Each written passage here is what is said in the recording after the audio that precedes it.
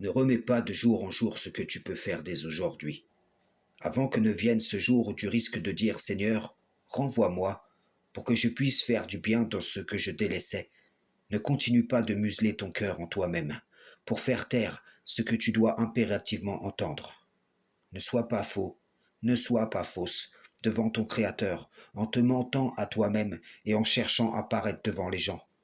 Les gens entiers n'ont pas de visage.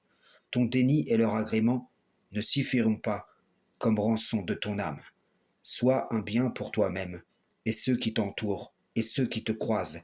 Dès les premières lueurs du jour, cueille les fruits du bon comportement. Puise en ton cœur le bon trésor.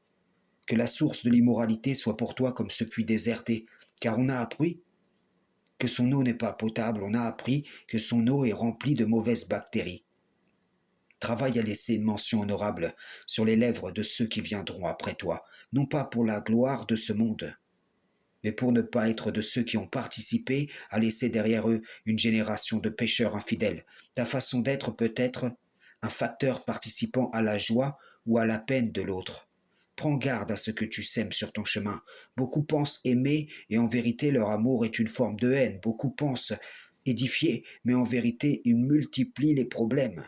Le croyant ne se sent vivant que tant qu'il s'efforce et qu'il lutte, tant qu'il s'efforce vers son Seigneur et qu'il lutte pour s'améliorer en tant que serviteur. Il te paraît être patient, car tu vois dans ton cœur s'élever la tige de la patience.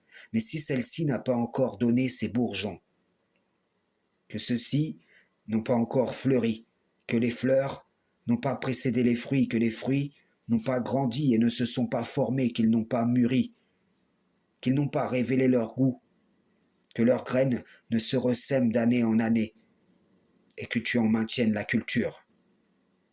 Et combien même tout cela se serait réalisé, ne dis pas je suis patient.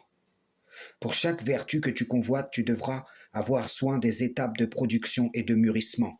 Il n'y a pas de meilleure odeur, de meilleur goût, de meilleur état du cœur que ceux qui découlent de l'obéissance au Créateur. Et pourtant l'homme se refuse à tout, sauf à être ingrat, suivant ainsi les pas de celui qui a dit « Pour la plupart, tu ne les trouveras pas reconnaissants. » Frères et sœurs en islam, salam, shalom.